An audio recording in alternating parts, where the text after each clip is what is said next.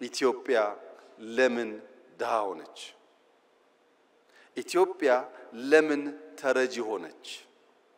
ኢትዮጵያ ከማን ስለምታንስ ነው ከማን የምትረዳው የሚሉ የቁጭት ጥያቄዎችና ምክንያት ፍለጋ ነው። አሳማኝ ምክንያት ከተገኘለት ሊያጽናና ሊያስተኛ ይችላል።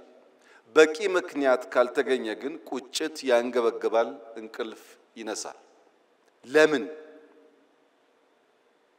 ኢትዮጵያ ለምን ደህየች ሲባል በዓለም ላይ ብቸኛው ድሃ ሀገር ኢትዮጵያ ስለሆነች አይደለም።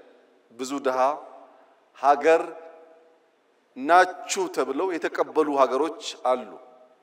የኢትዮጵያ የሚያንገበግበው ምድረ ቀደምት መሆኗን እኛ ብቻ ሳንሆን ዓለም የሚያምን የሚጨበት ታሪክ ያላት ሀገር መሆኗ፣ ምድረ ቀደምት መሆኗ፣ ረቂቅ መሆኗ፣ ግዙፍ መሆኗ፣ በርካታ ህዝብ ያላት ወጣት ህዝቦች ያላት ሀገር መሆኗ፣ ጀግኖች ደፋሮች ለህይወታቸው የማይሳሱ